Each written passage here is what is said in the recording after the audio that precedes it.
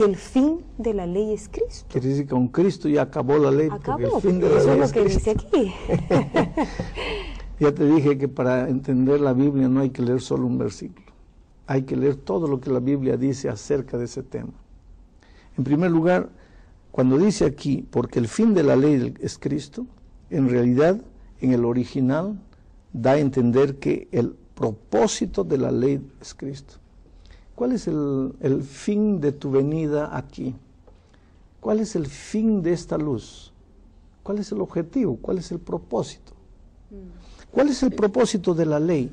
Llevarte a Cristo. El fin de la ley es Cristo. El propósito de la ley es llevarte a Cristo, para justicia a todo aquel que cree. Ahora tú me vas a decir, o alguien puede decir, sí, pero usted está acomodando, ahora está entrando que en el original no dice fin de terminar, sino que fin de propósito. No. Entonces te voy a leer lo que dice Gálatas 3:24. Dice así: de manera que la ley ha sido nuestro ayo para llevarnos a Cristo a fin de que fuésemos justificados por la fe. La ley tiene una función, tiene un propósito, que es llevarnos a Cristo. Aquí está bien clarito. Explica lo que dice Romanos 10:4, porque el fin de la ley es Cristo, para justicia a todo aquel que cree. Y aquí dice, porque la ley ha sido un ayo para llevarnos a Cristo. Está claro, el fin de la ley es Cristo, el propósito de la ley es Cristo.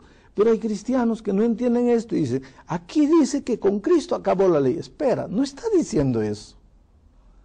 Hay que entender. Vivimos en otros tiempos, en otras épocas diferentes a la época en que vivió Jesús y a la época que fue escrita la Biblia y los 10 mandamientos. Mi pregunta es la siguiente: ¿Dios no dio a la iglesia prerrogativas de cambiar la ley según las circunstancias, según el momento, el contexto en que estuviera viviendo?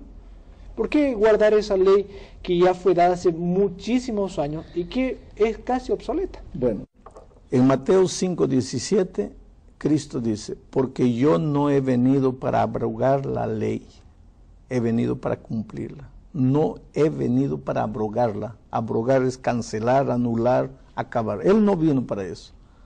Entonces, ¿por qué alguna iglesia se levanta por ahí y dice, pues la ley ahora ya no es así, va a ser así? Ese es asunto de esa iglesia. Pero acontece que en el libro de Daniel, en el capítulo 7, en el versículo 25, ya se hablaba de un poder religioso que se levantaría en el futuro. Ese poder religioso está simbolizado como el cuerno pequeño, aquí en el capítulo 7 de Daniel. Y mira, dice, y ese poder hablará palabras contra el Altísimo, contra Dios, y a los santos del Altísimo quebrantará, y pensará en cambiar los tiempos y la ley. Quiere decir, la Biblia ya anunciaba que en la historia se levantaría un movimiento religioso que se sentiría tan poderoso, que inclusive más poderoso que el propio Dios, de tal manera que se atrevería a cambiar los tiempos y la ley. Y ese poder existe. Pregúntate, ¿quién es que cambió la ley de Dios? Agarra la ley de Dios que está en Éxodo 20 y agarra el catecismo y lee cuál es la ley de Dios. Compara y pregunta ahí en el catecismo, ¿quién cambió? La Santa Madre Iglesia. Querido, ninguna Santa Madre Iglesia, por bien intencionada que sea, tiene autoridad de Cristo para cambiar lo que Dios dijo que es eterno. Lo que Dios dijo que es eterno y nadie puede cambiar. ¿Cuál es el papel, en este caso, pastor? ¿Cuál es el papel de la ley dentro del plan de salvación? Apenas el papel de espejo, mostrarte la realidad, mostrarte... ¿Por dónde estoy caminando? Si me salgo, si estoy en... Porque Romanos 7 dice eso. Mira, Pablo cuando escribe a los romanos, en el capítulo 7, dice claramente eso. Mira, capítulo 7, versículo 7, dice, ¿qué diremos pues? ¿La ley es pecado? En ninguna manera, pero yo no conocí el pecado sino por la ley, porque tampoco conociera la codicia si la ley no dijera, no codiciarás. Quiere decir, Pablo dice, ¿cómo yo sabré que matar es pecado si la ley no dijese, no matarás? ¿Cómo yo sabré que guardar el domingo es desaprobado por Dios? Si la ley no dijese, acuérdate del sábado para santificarlo. ¿Cómo yo sabré que adulterar es malo? Si la ley no dijese, no adulterarás. Pero la ley solo me muestra el camino, solo me dice lo que está correcto, lo que no está correcto. Es nuestra brújula. Quiero volver un poquito a mi pregunta anterior, que no estoy muy satisfecho con la respuesta. En el sentido de que la ley, esta ley dada en la Biblia, es antigua. Y las cosas en este mundo y las cosas en esta vida son cambiantes, son dinámicas. Esa ley no es obsoleta. Esa ley no debería estar adaptada a nuestro estilo de vida moderno, a nuestro pensamiento globalizado. Mira, hay mucha gente que quiere cambiar y dice, no, más Jesús cambió. Sí, yo creo que Jesús no cambió, yo creo que Jesús amplió la ley. Aquí en el capítulo 7, Mateos, está el sermón de la montaña, y Jesús dijo así, mira, oísteis que fue dicho, no adulterarás. Pero yo os digo, cualquiera que mirare a una mujer para codiciarla en su corazón, ya adulteró. ¿Jesús cambió la ley? No, la amplió. Es el mismo principio de la fidelidad, pero Jesús la amplió. Mucha gente dice, no, yo quiero la ley de Cristo, la ley de la libertad. No quiero la ley de Moisés, de Éxodo 20. Muy bien, primero, la ley de Éxodo 20 no es la ley de Moisés, porque fue el dedo de Dios que escribió esa ley en las tablas.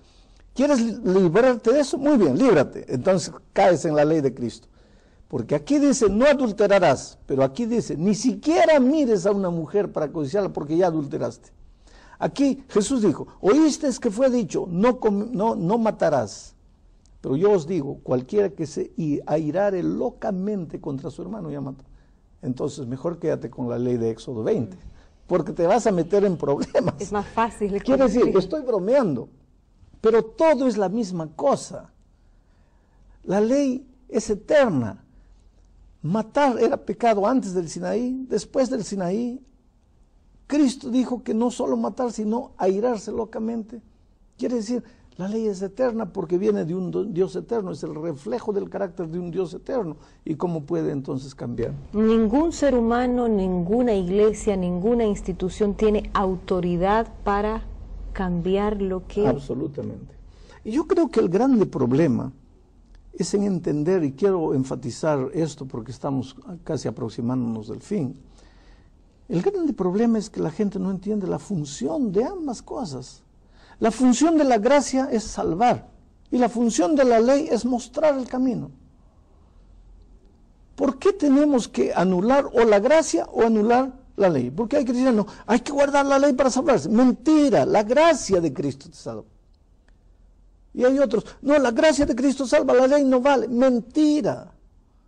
La ley, la gracia vale, tiene su lugar, te salva, pero la ley también tiene su lugar. Armonizar esto parece tan difícil para muchos cristianos. Querido, te digo una cosa, mira, yo sé que tú eres una persona sincera, pero sinceridad termina cuando tú te confrontas con la palabra de Dios. Yo en la Biblia encuentro salvación por la gracia, justificación por la fe, salvación por la misericordia divina, pero no encuentro ni justificación ni la salvación por sinceridad. La sinceridad no te salva. Hasta aquí puedes haber sido sincero, muy sincero, pero ahora te confrontaste con la palabra de Dios. Mira, no agarres un versículo de aquí, un versículo de aquí, lee todo lo que la Biblia te dice y vas a llegar a la conclusión de que hay lugar para la gracia en la vida del cristiano, pero también hay lugar para la obediencia en la vida del cristiano. Y yo sé que en este momento, más que conceptos intelectuales en tu cabeza, el Espíritu de Dios está hablando con su voz a tu corazón. ¿Qué vas a hacer con la palabra de Dios? ¿Vas a cerrar tus oídos a la verdad? ¿Vas a esconder la palabra de Dios debajo de la almohada? ¿No vas a querer escucharla? ¿Vas a endurecer tu corazón? ¿O como un niño vas a decir, oh Señor, mis ojos se abrieron? Yo no entendía, pero ahora entiendo. Y si tú haces eso, te digo una cosa, la mano maravillosa de Jesús te va a alcanzar donde estés y Él te va a dar fuerzas para andar en sus caminos. Que Dios te bendiga.